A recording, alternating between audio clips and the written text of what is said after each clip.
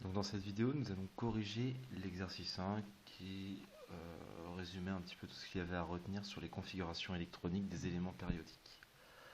Dans la première question, on vous demandait de donner la configuration électronique de l'atome de sodium tout en vous rappelant que cet atome possédait 11 électrons. Donc on pouvait résumer ça de cette façon, hein. Et pour écrire cette structure électronique, on commence par la couche 1s. On peut placer au maximum 2 électrons. On poursuit avec la couche 2s2, sur laquelle vous pouvez aussi placer 2 électrons. Donc on a déjà placé 4 électrons. On continue avec la sous-couche d'après qui est la 2p, sur laquelle vous pouvez placer jusqu'à 6 électrons. Donc en tout, nous avons 2 plus 2 plus 6, 4 électrons placés. Et si on prend la suivante, qui va être la 3s, on peut placer au maximum 2 électrons. En sachant qu'il nous en reste un seul à placer, on va donc écrire qu'on place cet électron sur cette dernière sous-couche électronique. Et vous avez la configuration électronique de l'atome de sodium. Dans la question 2, un tout petit peu plus dur, on vous donnait la représentation symbolique du noyau d'hélium et on vous demandait directement d'écrire sa configuration électronique. Donc je vous le rappelle que dans une représentation de noyau, vous avez en bas à gauche le numéro atomique qui représente le nombre de protons de l'atome. Donc ici on vous dit que l'atome d'hélium possède 2 protons. Un atome étant électriquement neutre, il va aussi avoir 2 électrons pour compenser justement ces 2 charges positives que sont les 2 protons. On va donc avoir 2 électrons à placer pour l'hélium. On peut voir que si on regarde la couche 1s, on peut placer 2 électrons. Donc la configuration électronique de l'hélium sera tout simplement 1s2. Alors, pour monter un petit peu en difficulté, cette fois-ci, on vous demande d'écrire la configuration électronique de l'atome d'argon, en vous expliquant que cet atome est dans la 18e colonne de la 3e période. Donc, 18e colonne, 3e période. On va voir que ces deux informations nous renseignent sur des informations essentielles concernant la configuration électronique. La 18e colonne du tableau périodique est la dernière de la classification réduite. Donc on sait que tous les éléments qui sont sur cette colonne, dans cette colonne, ont leur couche de valence saturée. Donc, on sait que la couche de valence saturée, dans l'énoncé, on vous dit que cet élément se situe sur la 3e période. S'il est sur la 3e période, je vous le rappelle que chacune des périodes ou des lignes du tableau périodique correspond au remplissage des 3 couches électroniques.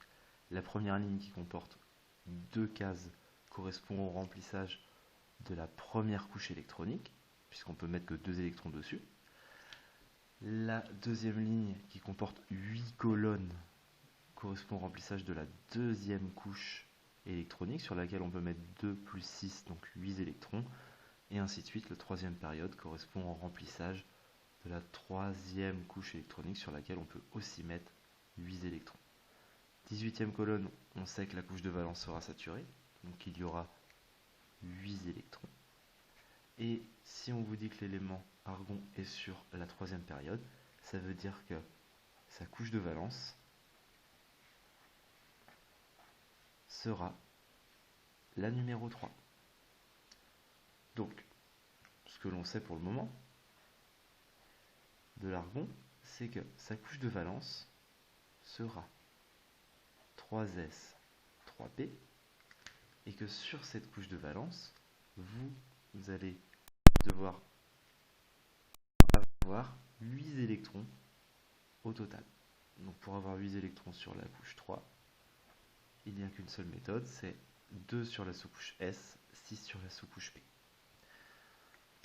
On le sait, on l'a appris quand on a commencé à voir les configurations, vous n'avez pas le droit de remplir les couches 3S ou 3P si les couches précédentes ne sont pas déjà remplies.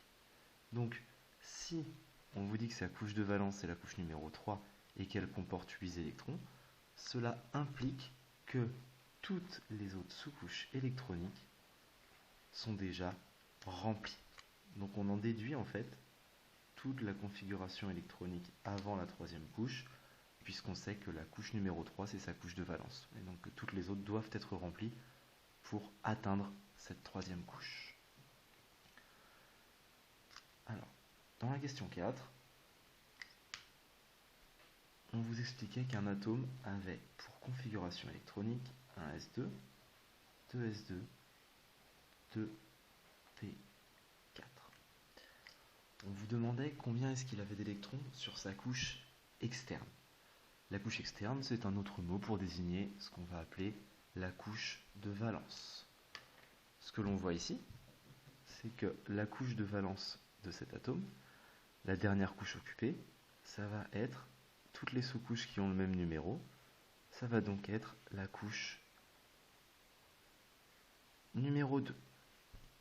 On voit que sur cette couche numéro 2, nous avons 2 plus 4, nous avons 6 électrons de valence au total. Donc on vous demandait ensuite quelle allait être sa position dans la classification périodique.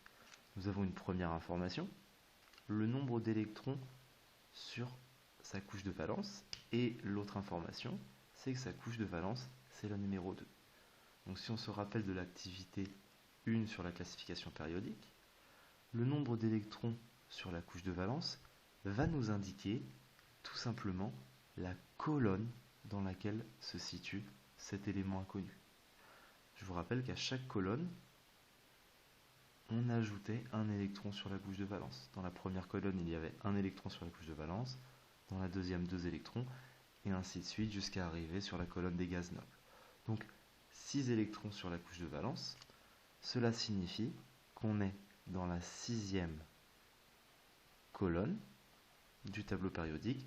La 6e colonne, c'est la colonne, donc c'est la 16e colonne, pardon, de la véritable classification. On vous dit que sa couche de valence est la numéro 2. Ça signifie que cet élément inconnu sera sur la deuxième période, encore une fois la deuxième ligne du tableau périodique. Donc, on sait que cet élément inconnu, au final, il sera sur la deuxième ligne à la 16e colonne. Et si vous regardez dans votre classification périodique réduite, cet élément inconnu, c'est l'élément oxygène. Donc, dans la question 5, on vous expliquait que l'atome de bord appartenait à la 13e colonne de la deuxième période. Et on vous demandait uniquement le nombre d'électrons sur la couche externe. Donc, 13e colonne de la deuxième période. Donc, 13e colonne, c'est la 3e colonne de la classification réduite, autrement dit celle qu'on a étudiée en cours et qui comporte uniquement 18 éléments. Deuxième période, ça veut dire que la couche de valence, c'est la numéro 2. Autrement dit, ça sera 2S ou 2P.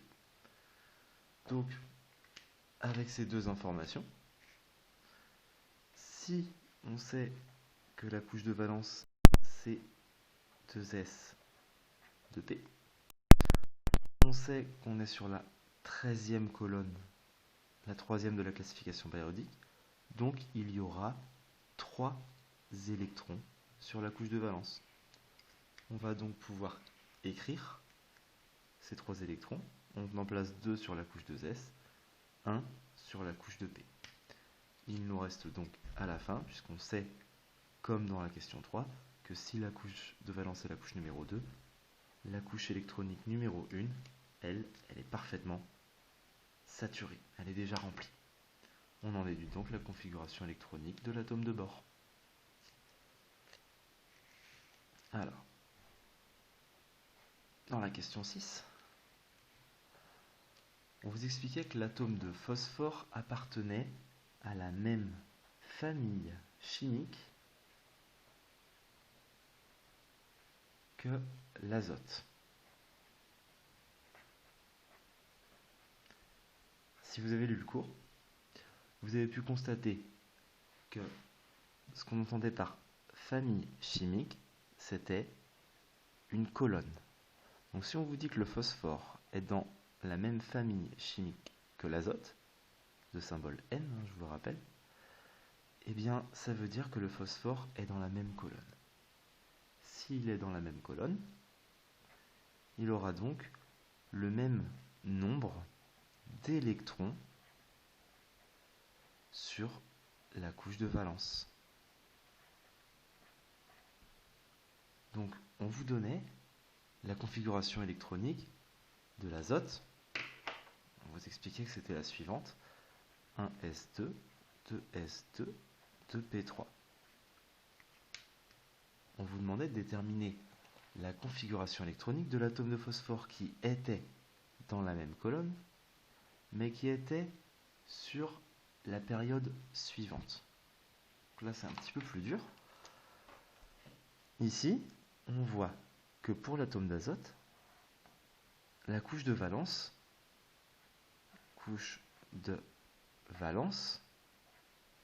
c'est la numéro 2. Ça veut donc dire que l'atome d'azote est sur la deuxième ligne du tableau périodique.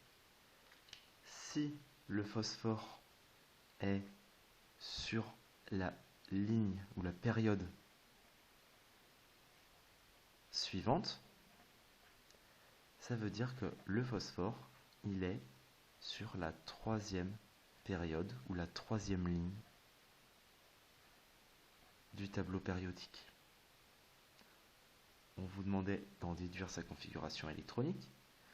S'il est sur la troisième ligne du tableau périodique, ça implique pour le phosphore que sa couche de valence sera forcément la troisième. Donc on sait que ça va se terminer par 3s, 3p, puisqu'il est dans la période après l'azote. Donc on sait aussi, de base, que toutes les couches qui sont avant la troisième couche seront complètement remplies. Donc déjà, on sait que les couches 1 et 2 seront parfaitement remplies.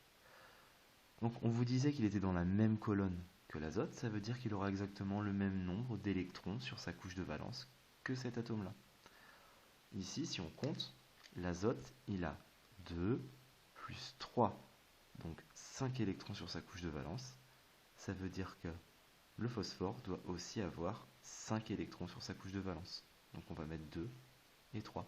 On aura bien 5 électrons de valence. Enfin, pour la question 7, on vous proposait d'étudier la configuration électronique d'un élément un tout petit peu particulier, puisqu'on vous proposait d'étudier le potassium de représentation K3919. Donc ici, ce que l'on peut voir, c'est que l'on a en tout, dans cet atome, 19 électrons. Or, on a vu en cours qu'avec nos couches électroniques, on ne pouvait placer que 18 électrons au maximum. Donc là, le détail, c'est qu'on ne vous demande pas la configuration électronique de l'atome de potassium, mais on vous demande la configuration électronique de l'ion potassium K+. l'ion potassium K+, s'il possède une charge plus, donc ici on avait 19 protons, et étant donné que c'était un atome, on avait aussi 19 électrons. Ici, c'est un ion qui possède une charge positive, c'est-à-dire qu'il possède un excès de protons par rapport aux électrons. C'est donc tout simplement un atome de potassium qui a perdu un électron. Il possède toujours 19 protons, mais il possède seulement 18 électrons. Donc, pour écrire sa structure électronique, on doit essayer de placer 18 électrons. Quand vous faites ceci, vous tombez sur la configuration maximale que vous puissiez avoir au lycée, qu'on va écrire de cette façon-là. 2, 4, 10, 12, 18 électrons.